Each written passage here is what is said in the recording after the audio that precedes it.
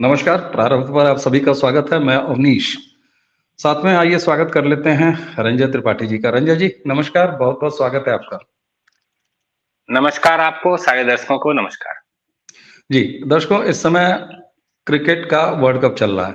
हालाँकि निजी रूप से मैं अगर कहूँ तो मैंने काफ़ी समय पहले से क्रिकेट देखना और क्रिकेट के बारे में जानकारी रखना ये सब बंद कर दिया है।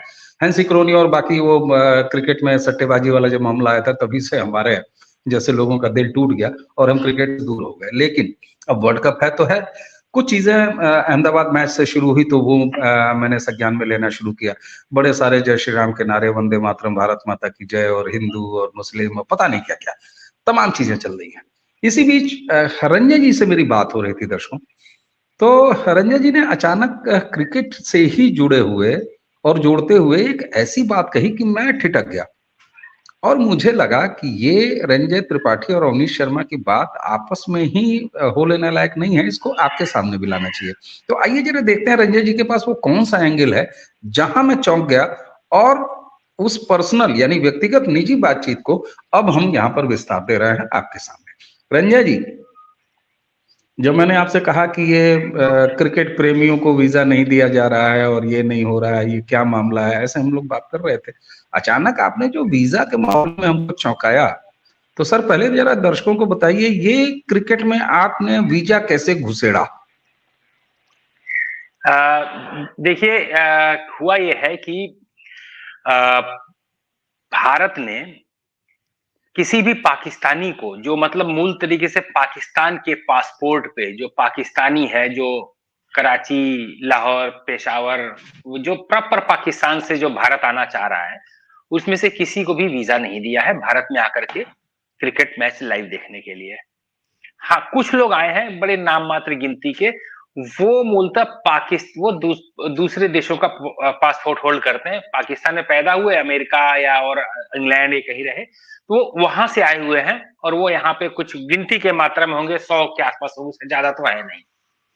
तो अब इस पे बड़ी पाकिस्तान के बहुत सारे लोग हैं, बहुत ऑब्जेक्शन कर रहे हैं, क्रिकेटर से लेकर के उनकी जो जाहिल आम पब्लिक है, से लेकर के उनके जो यूट्यूबर जो हैं, उन जिनका कंटेंट भारत के भरोसे ही चल रहा है, उसी के भरोसे उनका यूट्यूब चैनल चल रहा है, वो भी बहुत ऑब्जेक्शन कर रहे हैं कि अरे भारत ने लोगों को वीजा नहीं दिया। क्यों दे वीजा भाई?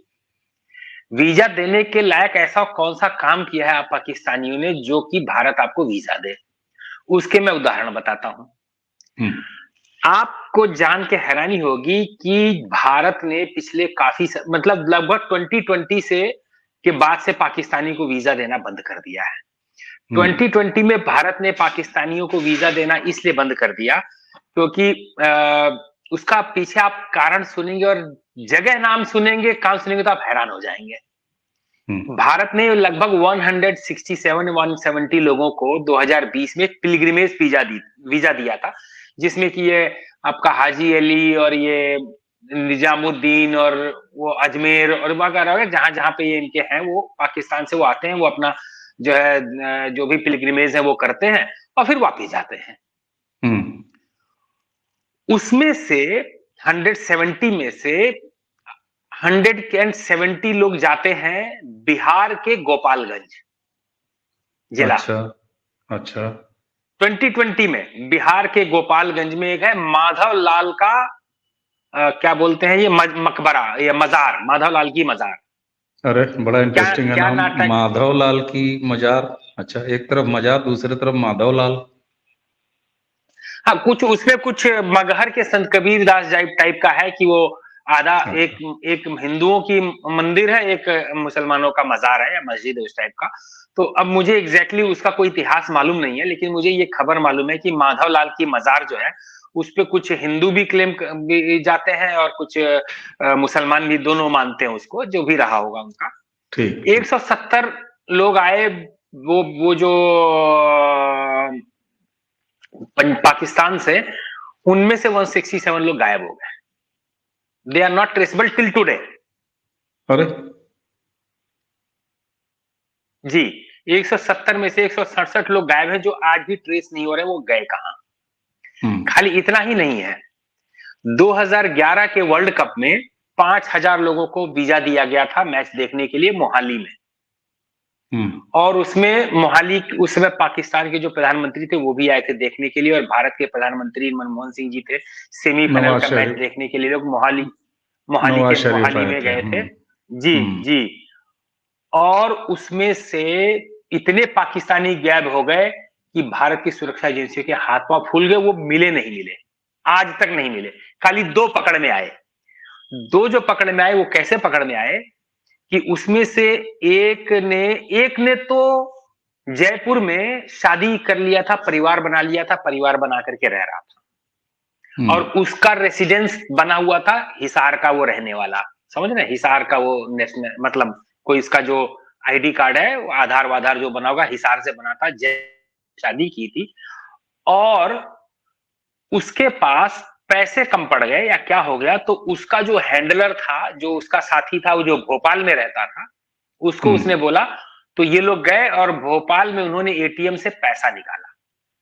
वो एटीएम में पैसा पकड़े गए, क्योंकि एटीएम जब आप पैसा कहीं भी निकालेंगे, लेकिन पैसा कहां लोड हुआ वो तो पता लग जाएगा ना। तो पैसा लोड हुआ था पाकिस्तान में, उस अकाउंट में पाकिस्तान में पैसा ट्रांसफर हुआ था, जिसके एटीएम डाल के पैसा निकाला गया। तब ये 2 लोग पकड़ में आए। बाकी लोग आज भी कहीं पे स्लीपर सेल बंद करके, क्या बंद करके, कैसे करके, कहां रह रहे हैं कुछ पता नहीं है, वो गायब हुए। और उसी तरह से 2005 में भी एक मैच खेला गया था भारत पाकिस्तान का, वो भी मोहाली में खेला गया था। उस मोहाली में मतलब में 11 लोग गायब हुए, जिनका आज तक पता नहीं है कहां है वो लोग। और छोड़िए, जो अभी जो ये करंट वर्ल्ड कप चल रहा है, कितने दिन हुए ये वर्ल्ड कप होते हुए, 14 पाकिस्तानी गायब हो चुके हैं भारत में, उन्हें नहीं पता है कहां है। 350, हाँ जी, 350 लोग 2012 में आए थे भारत में, उसमें से भी 117 लोग गायब है। They are lost somewhere in India, गायब हो गए। मैं 2 तरीके मानता हूं, या तो वो आए तो वो एजेंट अपने वहां के लोगों के स्लीपर सेल हैं या कुछ तो कर रहे होंगे कहां। दूसरा, पाकिस्तान में गरीबी है, भूखमरी है, आटे दाल का भाव बहुत ऊपर है, तो यहाँ पे जी खा रहे होंगे कहीं पे, लेकिन सुरक्षा के लिए बहुत बड़ा चुनौती है, निश्चित रूप से। तो भारत इस वर्ल्ड कप में इतना बड़ा आयोजन है, श्रीलंका, अरे कितने अफगानी आए हुए हैं, देख रहे हैं ना, अफगानिस्तान के मैच में वो कितने अफगानिस्तान से लोग भरे पड़े हैं, मैच देख रहे हैं, बांग्लादेशी हैं भरे पड़े हैं, ऑस्ट्रेलियन, मतलब डच लोग, सब देश के लोग हैं, ये पाकिस्तानी नहीं है, क्योंकि ये भारत सरकार को पूरी ये पक्का था, क्योंकि डेटा है ना, रिकॉर्ड है ना, जब आप आते हैं तो आप इमिग्रेशन पे मुहर लगाते हैं, वहां पता लग जाता है इतना आदमी घुसा, और जब जाते हैं तो पता लगता अरे बाबा रे, 5000 आया था, 167 गायब, 170 आए थे, 167 गायब, 3 कहां गायब हो गए, गोपालगंज से कौन सी दुनिया में चले गए, आज तक नहीं पता। तो वो रिस्क भारत के सरकार को नहीं लेना था, सुरक्षा को लेते हुए, चाहे दुनिया कितना भी चिल्लाए, कोई रोए, हमें अपनी राष्ट्रीय सुरक्षा से, हमारे इससे कोई समझौता नहीं, चाहे तुम भूखे मर जाओ। मैं तो कहता हूं कि आज पाकिस्तान में 10 आदमी रोज भूखे मर रहे हो, तो 100 मरे, हमें इससे कोई फर्क नहीं पड़ता, क्योंकि उनको हमारे ऊपर में, हम दर्शक जानते हैं या नहीं जानते हैं पता नहीं, लोग देखते ही होंगे, हम यूट्यूब पे, इस पे हमें बहुत सारे पाकिस्तानी यूट्यूबर के चैनल आते हैं, हम उनको देखते हैं। हम पाकिस्तान की, जो लोग बोलते हैं ना कि आवाम नहीं चाहती, आवाम तो दोस्ती चाहती है, भाई साहब ये खामखा के जो ख्याली पुलाव ना पकाइए, हम उनके आवाम की पूरी बातें समझते हैं। वो देखते हिंदू बनिया मारने लायक है, हिंदू बनिया के मैं गर्दन काट दूंगा, छोटे छोटे बच्चे उनके वहां के जो है वो कहते हैं हम तो लाल किले पे जाकर के गाय के गोश्त की निहारी खाएंगे, इस टाइप की चीजें आपकी आवाम वीडियो बना रही है, इस टाइप की आपके जो यूट्यूब के चैनल पे हम देख रहे हैं क्या क्या बोल रहे हैं, तो हमको नहीं चाहिए भाई। आप कहीं पे भी हो, आप बहुत करोड़पति बन जाना भाई, हो सकता है आपकी स्थिति सुधरे, आपके हर घर में 10-10, 100-100 किलो सोना मिले, है ना, मतलब इस टाइप की भी धनी है ना, तब भी हमें आपका समर्थन नहीं चाहिए, हम आपका साथ नहीं चाहिए। अब चाहे भिखारी हो, चाहे आप रोज आप यहाँ पे 1000, 2000, 5000, 10,000 मरे, हमें अब कोई संवेदना नहीं है। आपके कर्मों ने सारी संवेदनता हमारी खत्म कर दी है, अब आप चूल्हे भाड़ में जाए। आप मैच देखने नहीं आ रहे हैं, very good, we are very happy, हमको बहुत अच्छा लग रहा है। आपकी टीम के बहुत सारे समर्थक हैदराबाद में अवेलेबल है, हम उनको भी चिन्हित कर लिए हैं, थैंक यू वेरी मच। तो पाकिस्तान के लोगों को हमें कोई जरूरत नहीं है, हमें पाकिस्तान की कोई जरूरत ही नहीं है ना, no not required at all, finish, खत्म, जीरो। ठीक तो बात है। भारत अच्छा। सरकार भी समझती है, जब गायब हो जा रहे हो, कहां जाके क्या कर रहे हो, कहां बम फोड़ने के प्लान बना रही, ये सारे स्लीपर, अब 50% तो पक्का स्लीपर सोल होंगे, जो किसी न कहीं ना कहीं कोई ना कोई खुफिया इन्फॉर्मेशन पहुंचा रहे होंगे, या किसी दिन पेट पे बम बांध के फटने वाले का समर्थन करते हुए भी साले के ही फट जाएंगे। तो इसलिए खत्म, इनसे कोई वो नहीं है। बिल्कुल ठीक बात है। और आप देखिए कि किस तरीके से खेल और खेल प्रेमी और दर्शक और खेल भावना इसकी पैकेजिंग में रख के इस बात को आगे बढ़ाया जा रहा है। और जब आप ये इतिहास बता रहे हैं, संख्याएं बता रहे हैं, चाहे 2011 की बता रहे हैं, 2005 की बता रहे हैं, उसके बाद आप पिलग्रिम्स के रूप में जो बता रहे हैं कि ये भारत आते हैं और आने के बाद यहीं रह जाते हैं, तो ये तो निश्चित रूप से हमारे मतलब देश की संप्रभुता और सुरक्षा के लिए ये खतरा है। तो ऐसे में एक पीड़ा और देखी जा रही है। एक हम लोगों के यहाँ वर्ग है ना, ये जो लाल अस्सलाम वाले हैं, यानी हमारे वामपंथी कम्युनिस्ट, जो कि जिनकी आत्मा जो है ना, वो पता नहीं क्यों मतलब दिल्ली में उनका मन कम लगता है। उनको लाहौर अगर सुबह नाश्ते के लिए भेज दिया जाए तो उनको बड़ा आनंद आएगा, मुझे लग रहा है कि, है ना, वो फिर आई लव यू बोलना शुरू कर देंगे। तो ऐसे खेमों में भी जो कहते हैं नहीं साहब, वो अमन की आशा तो निकलनी चाहिए, भले कितना भी पीठ पे खंजर जो है वो घोंपा जाता रहे। तो वो बिरादरी भी इस बहस में काफी रुचि ले रही है कि अरे साहब बताइए, खेल में खेल प्रेमियों को तो वंचित नहीं रखना चाहिए। लेकिन उनसे आखिर ये जो स्थापित मीडिया है या बाकी विमर्श के प्लेटफॉर्म हैं, वो तो आपने जब मुझसे बात की और इस एंगल पे बात की तो मैं भी चौंका। मैं ईमानदारी से कहूंगा कि ये बात मेरे भी दिमाग में नहीं थी। और आज प्रारब्ध पे मैंने दर्शकों से ही शुरुआत में कहा कि मेरे क्रिकेट में बड़ी कम रुचि है, लेकिन क्रिकेट पे अगर हम बात भी कर रहे हैं तो इस एंगल पे बात करनी पड़ेगी। इसने मुझे भी चौंकाया है। क्या देश की सुरक्षा एजेंसियां या स्थापित मीडिया, इन दोनों के संज्ञान में ये बातें हैं? अगर हैं तो स्थापित मीडिया पे इसकी बात क्यों नहीं होती? देखिए, स्थापित मीडिया का तो आप बात छोड़ दीजिए, इन लोगों को अब जैसे हम लोगों ने कल बात किया था ना कि इंसेफेलाइटिस पे भी, कि गोरखपुर एपिसेंटर, अरे भैया गोरखपुर में पूरे दुनिया के लोग, इनकी बुद्धि नहीं चलती ना वहां तक, इनकी बुद्धि कहां तक चलेगी। 2005 से लेकर के 2020 तक का आंकड़ा है, सुरक्षा एजेंसियों को मालूम है कि 5000 से ऊपर पाकिस्तानी जो वैध वीजा लेकर के आए, जितने लोग अब तक लगभग 23-24 हजार पाकिस्तानी इंडिया में आ चुके थे 2020 तक। उस 23,000 में से 5,000 वापिस नहीं गए हैं, 5,000 वापिस नहीं गए हैं। तो सुरक्षा एजेंसियां जान रही हैं और ये सारी चीजें रिपोर्ट हैं, ये सारी चीजें मालूम है। लेकिन स्थापित मीडिया में क्या है कि स्थापित मीडिया का मतलब आप लेवल जानते हैं, जैसे हम लोग पत्रकार नहीं है, हम लोग रिसर्च करके लाते हैं, हम लोग चीजों को करते हैं, हम लोग दूर दूर से, मतलब हमें 2005 के रिकॉर्ड है, हम लोग ये एक मक्खन पॉलिशिंग, ये पत्रकारिता में मुझे लगता है कि जो एक सब्जेक्ट है भारत में जो पढ़ाया जाता है, उसमें बस यही पढ़ाया जाता है कि तुम सबको बेवकूफ समझो। और किसी जमाने में ये वन वे हुआ करता था, ये जो लिख देते थे तो लिख देते थे, दूसरी तरफ से आवाज नहीं थी। ये आज भी उसी मरीज का भी जी रहे हैं। इनको नहीं मालूम कि अभी तुम कहोगे, अभी 100 लोग जुट जाएंगे और तुम्हारे सारे के सारे नैरेटिव का भंडा फोड़ करके रख देंगे। एक चीज और भी ये नैरेटिव मीडिया चला रही है, अभी कुछ दिन से चल रहा है भारत की मीडिया। पाकिस्तान में तो खैर छोड़ दीजिए ना, उन लोगों का तो आदत है, मतलब वो सोचिए, आपको शायद पता नहीं, मालूम नहीं हो कि वो अभी आए यहाँ पे, इतना उनका स्वागत हुआ, हैदराबाद में नारे लगे, ढोल मगाड़े सब आए, और इन्होंने, ये टुच्चे, इस भूखमंगों ने, जो भिखारी जो आए हुए खेलने के लिए, साले भूख मरे हुए के शिकार, इन लोगों ने ये किया कि हमारे शरीर में प्रोटीन की कमी हो रही है, हमको बीफ नहीं मिल रहा है। मतलब कुछ न कुछ करके, कुछ न कुछ इनको रोना, अरे इनकी किस्मत में रोना लिखा है। जब तक इस धरती पे ये पाकिस्तान नाम का नासुर रहेगा, ये रोएगा और रोते रोते दूसरों की जिंदगी में नरक बोएगा। ये पैदा इसीलिए हुआ है पाकिस्तान। ये छोड़ दीजिए, है ना। अब क्या होता है कि जो हमारे देश वाले हैं ना, इन लोगों को भी कुछ रिसर्च करने की आदत नहीं है। अभी चल रहा है कि दर्शकों ने अहमदाबाद में जो है जय श्री राम के नारे लगा दिए, अरे भाई जय श्री राम के नारे लगा दिए, वो तो आप बताइए कि कितने इतने मैच हुए आज तक, पूरे वर्ल्ड में हुए हैं मैच, भारत खेला है, कहीं पे हुआ ऐसा?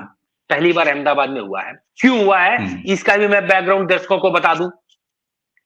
हम आप अगर जब आप मैच देखते थे अवनीश भाई, और जो हम लोगों की उम्र के हैं, जब हम लोग यंग थे, 11वीं 12वीं में पढ़ते थे ना, श्रीकांत और वो दिलीप वेंगसरकर वाला जब एरा हुआ करता था, श्रीकांत कैप्टन बने थे 1987 के वर्ल्ड कप में हारने के बाद में दिलीप वेंगसरकर बने, और उसके बाद में कुछ समय के बाद में कृष्णचारी श्रीकांत भारत के कप्तान बने। श्रीकांत की कप्तानी में भारत की टीम गई थी पाकिस्तान खेलने के लिए। पाकिस्तान के 4 या 5 रन पे 5 विकेट गिर गए थे, 4 विकेट गिर गए थे, कुछ इस टाइप का फिगर आया था। भाई साहब, दर्शकों ने उतर के, एक दर्शक ने चाकू लेकर के श्रीकांत के ऊपर में हमला किया था। दर्शकों ने इतना, महेंद्र वरनाथ को पीटा दर्शकों ने, कपिल देव के ऊपर में पिल पड़े, सुनील गावस्कर के ऊपर में पिल पड़े। ये दर्शक, मैच रोका गया, उस दिन को मैच रोका गया। अगले दिन का उसी मैच का अगले दिन का फिर कंटिन्यूएशन, अगले दिन फिर पत्थरबाजी चालू हो गई। ये उनके दर्शकों ने किया। चलिए, जावेद मियां दादा आए, उन्होंने बहुत कुछ ये किया वो किया, मैच रोका, मतलब दर्शकों का उत्पात रोका, दर्शक स्टेडियम खाली कराएगा, मैच हुआ।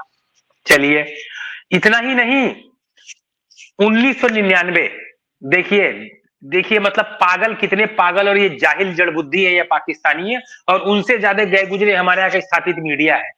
1999 में चेन्नई में पाकिस्तान ने जो है वो एक टेस्ट मैच जीता था भारत से। 1999 में पाकिस्तान की सारी टीम ने पूरी चेन्नई की स्टेडियम के चक्कर काटे थे, और चक्कर काटते हुए उस पूरी टीम ने नारा लगाया था, नाराए तकबीर अल्लाहू अकबर। पूरी टीम ने पूरे स्टेडियम के चक्कर काटते हुए थे, ये खिलाड़ियों ने नारे लगाए थे। और ये जो बेवकूफ के बच्चे कहते हैं ना कि खेल और कला को सियासत में मत लाओ, ये कौन लाया? ये धर्म को और खेल को कौन ला रहा है? ये ऑन रिकॉर्ड शोएब अख्तर कहता हुआ ऑन रिकॉर्ड पाया जाता है कि इतने सारे जब मुसलमान इकट्ठे होंगे तो जब हम गजवाए हिंद करेंगे। गजवाए हिंद करना चाहता है वो। सईद अनवर इनका एक ओपनर था, वो मौलवी बना घूम रहा है। उसकी तकरीरें आती हैं भारत के खिलाफ कि गजवाए हिंद करेंगे, इतने हिंदू मारो तो पुण्य मिलेगा, सवाब मिलेगा। वो सईद अनवर जो इनका ओपनर बैट्समैन था, इनका वो जो अभी लाइव टीवी पे कहते हुए ये इनका वकार यूनुस कि जब ये रिजवान जो है, इसने जब नमाज पढ़ी थी, जब भारत 10 विकेट से या कितने से हार गया था, और वहां पे बैठ इसने नमाज पढ़ी, तो बोला कि हिंदुओं के काफिरों के बीच में बैठ के इसने नमाज पढ़ी। क्रिकेट की पिच नमाज पढ़ने के लिए, अबे खेलने के लिए है। ये इतने फुद्दू है ना ये पाकिस्तानी कि एक मैच जीता नहीं। भाई जीत जाता है ना भाई, हम लोग भी चलते सड़क पे चल रहे हैं, इतनी सावधानी से गाड़ी चलाते हैं, तभी कोई ना कोई खरोच तो मर ही जाता है ना गाड़ी में। तो 100 मैच खेलने का आधा कोई जब जीत गए उसमें इतना फूल के कुप्पा, बरसात के मेढक जैसा। मतलब जब शुगर मिल चलता है ना, देखिए बहुत सारे मजदूर जो शुगर मिल में काम करते हैं ना, उसमें एकदम टाइट वाइट हो जाते हैं, एकदम पीला हो जाते हैं, बॉडी एकदम, कुछ चीनी खाते हैं ना, चीनी से उनका शरीर फूल जाता है, और जब शुगर मिल बंद हुआ बाहर निकले फिर सूख के ऐसे काकड़ी हो जाते हैं। एक मैच जीते फूल के कुप्पा हो गए, इस टाइप का ये है। एक मैच जीते हो गए। अभी वो जो चैंपियन ट्रॉफी हुई थी, चैंपियंस ट्रॉफी 2017 में, जिसमें भारत हारा था पाकिस्तान से, बहुत बुरी तरह से हारा था। फाइनल खेले थे पाकिस्तान और इंडिया, उसमें लिटरली पाकिस्तान के दर्शकों ने गालियां दी थी। जब ये खिलाड़ी, यही विराट कोहली, यही मोहम्मद सामी, ये रविंद्र जडेजा, ये सब जब जा रहे थे तो उनको गालियां दी। उस समय मोहम्मद सामी को गुस्सा आया, मोहम्मद सामी एक दर्शक से लड़ने के लिए दौड़ रहा, तब हम धोनी आदत अनुसार शांत स्वभाव का व्यक्ति है, उसने सामी को पकड़ के लेके गया। ये ऑन रिकॉर्ड है, ऑन कैमरा है। फिर इनका वो शाहिद अफरीदी, वो तो जाना ही जाता है, जब से वो क्रिकेट छोड़ा तब से वो कश्मीर चाहिए उसको। अबे भूखे नंगे कपड़े ढंग से पहन ले भाई, तू रोटी खिलाने लोगों को, रोटी के लाले पड़ रहे हैं, आलू नहीं मिल रहा है, टमाटर नहीं मिल रहा है, टिंडे नहीं मिल रहे हैं, है ना, बैंगन नहीं मिल रहा है, मरचा धनिया लहसुन नहीं मिल रहा है। अरे तू बोले तू कश्मीर लेगा, तो बीफ आप खिला नहीं रहे हैं, बीफ आप खिला नहीं रहे हैं, कह रहे हैं कि हाँ कश्मीर लेने की सियासत कर रहे हैं। अबे इनके ये कश्मीर लेंगे, कैसे लेंगे, हम लड़ेंगे, अबे लड़ेंगे, अबे सबसे पहले तो सरेंडर तुम करते हो, दुनिया का सबसे बड़ा सरेंडर तुम्हारा है, करगिल में सरेंडर तुम्हारा है ना। Surrender in the sense Kargil में तुमने अपने सैनिक ले लिए, खैर वो बात विषयांतर हो रहा है। ये सारे अब ये इसके बाद जब इतने सारी की सारी जो है तुमने जो है इतना लेप दिया, लेपने के बाद में आप जो है हमारी तरफ से अगर एक दिन किसी दिन बोल दिया जय श्री राम, तो आप जय श्री राम बोल दिया, जय श्री राम बोल दिया। मतलब ये है पाकिस्तानियों का कि ये हमारे सर पे चढ़ के मुते, रॉन्ग वर्ड है, बट और हम बारिश का पानी समझ के नाचे, हाँ वाह वाह वाह पाकिस्तान। ऐसा नहीं होता है भाई, आप जैसा काटेंगे ना वैसा बोएंगे। इन्होंने जो जो हरकतें करी हैं फील्ड में, अभी उस दिन भी एक मैच पिछला पता नहीं किसके साथ, उसमें बैठ करके वो पिच पे नमाज पढ़ रहा है। अबे तुम क्रिकेट खेलने आए हो ना। हमारे खिलाड़ियों में से आज तक कितने खिलाड़ियों ने, नॉट इवन वन इंसिडेंट कि किसी ने धर्म का नाम लिया हो, किसी ने वो क्या हो, कर्म करो, हमारे अच्छे लड़के ने अच्छा खेला हम जीत गए, हमारे लड़के ने खराब खेला हम हार गए, यही बोलते हमारे कप्तान हमारे कोच। लेकिन ये बोएंगे वो बबूल का पेड़ जिसमें कांटे कांटे, और फिर इसके बाद नीचे खड़े इंतजार करेंगे, आम नहीं गिर रहा है। भाई आम कैसे गिरेगा, पेड़ बोया तुमने बबूल का है। बिल्कुल ठीक बात। अच्छा, मैं आपको फिर वापस वहीं लाऊंगा जो इसका सबसे बड़ा गंभीर पक्ष है और जिसकी वजह से वो एक क्लिकिंग पॉइंट था जो कि दर्शकों के सामने मुझे लगा कि उसको लाना चाहिए, ये भी पक्ष। तो ये जो आप बता रहे हैं कि इतने सारे वीजा लेके आते हैं, क्रिकेट देखने आते हैं, और आपने इतिहास पूरा गिना दिया, तो इस हिसाब से तो इनके जो जिहाद के साथ इनका जो रिश्ता है, कहीं लैंड जिहाद, तो कहीं जो है लव जिहाद, तो कहीं जो है वो कपड़ा जिहाद, कपड़ा पहनने के मामले में, कभी फैशन जिहाद आएगा। तो ये क्या मतलब क्रिकेट जिहाद है क्या इनका, कि आते हैं और उसके बाद गुम हो जाते हैं? देखिए मैंने आपको बताया दो चीजें हैं। 100% गारंटी है कि जब भी वहां से वीजा दिया जाता है, जिन लोगों को भेजा जाता है, उसमें से मैक्सिमम टू मैक्सिमम लोग वो ISI के द्वारा पोषित होंगे। ठीक है, जो मतलब जो रुक जाते हैं यहाँ पे, जैसे कि 5000 आए थे 2011 का मैच खेलने के लिए, उसमें से लगभग 2011 के जो ईयर था ना टोटल, 2011 का ईयर टोटल, उसमें से 1851 पाकिस्तानी जो वापिस लौट के भारत से पाकिस्तान गए नहीं। 1851 2011 का आंकड़ा है, बड़ी संख्या, छोटी संख्या नहीं है। और जो टोटल जो 2005 से लेकर के अभी 2020 तक, 2020 के बाद इनके वीजे कंप्लीट बंद हो गए। 2005 से 2020 में लगभग 5624 लोग पाकिस्तानी जो भारत में आए, 23,000 में से 23,000 लगभग आए, उसमें से 5624 गए नहीं वापिस। तो क्या होता है, इसमें से जो वापिस नहीं गए, इसमें से बहुत सारे तो वो होंगे जो मैं मान सकता हूं कि चलो 50% मान लिया, उनको मालूम है कि कहाँ जाएंगे भूखे नंगों के, यहाँ पे यही कहीं किसी दाएं बाएं। अरे हमारे यहाँ तो किसी पेड़ वो पुल के नीचे भी रह लेगा तब भी जी खा लेगा ना, 5,000 रुपए में जी खा लेगा, भीख मांग लेगा जी खा लेगा। किसी वो मजार वजार के सामने बैठा होगा, लोग भाई ये देवा शरीफ लखनऊ में कहीं बैठा होगा, बिना ऐसे बैठे ही 1000 रुपया रोज का पा जाता होगा ना भीख में। आदत है भीख मांगने की इनकी, तो भीख मांग के कहीं जी खा रहे होंगे। मैं तो कहता हूँ जितने ये भिखारी घूम रहे हैं ना भारत में, जैसे सऊदी अरब ने जितने भिखारी चेक किए, पता लगा कि इसमें से 90% भिखारी पाकिस्तानी है। मैं तो कह रहा हूँ ये जितने भिखारी इंडिया में घूम रहे हैं ना, कश्मीर से कन्याकुमारी और द्वारका से लेकर के कामरूप तक, ये भिखारियों को चेक करो, ये पाकिस्तानी निकलेंगे 90%, पक्का पाकिस्तानी निकलेंगे। सब क्रिकेट प्रेमी निकलेंगे, और सब वीजा लेकर के क्रिकेट प्रेमी, ये चेक करो, ये भिखारियों को चेक करो, ये पाकिस्तानी निकलेंगे, ये है ना। दूसरी चीज, और जाहिर से बात, इसमें बहुत सारे लोग ऐसे निकलेंगे जो यहाँ पे एज ए स्लीपर सेल बैठे हुए हैं, जिनके ऊपर में सुरक्षा एजेंसियां किस हद तक काम कर रही हैं, मतलब कितने पीछे पड़ी हुई हैं। 2 ही पकड़े गए हैं, वो 2011 वाले, एक वो भोपाल में दोनों पकड़े गए बेटीम से पैसा बताया आपने।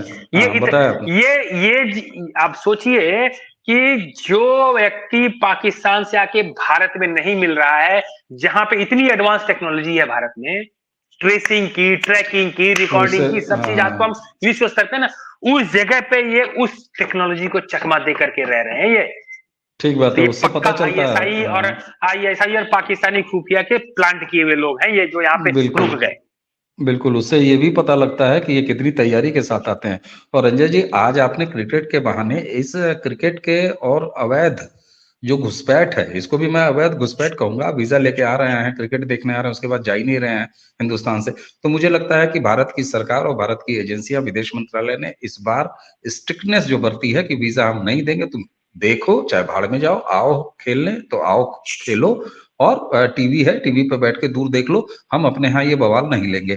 रंजन जी, हाँ, आपने जो ये बारह क्रिकेट और पंद्रह ये घुसपैठ। बारह हम्म, हाँ, ये अपने 12-15 भेजे हैं, इनको बढ़िया से खाना हाँ, वाना खिलाएंगे, बीफ नहीं मिलेगा, इनको इतना बढ़िया खिलाएंगे कि इन्होंने जिंदगी में नहीं खाया होगा।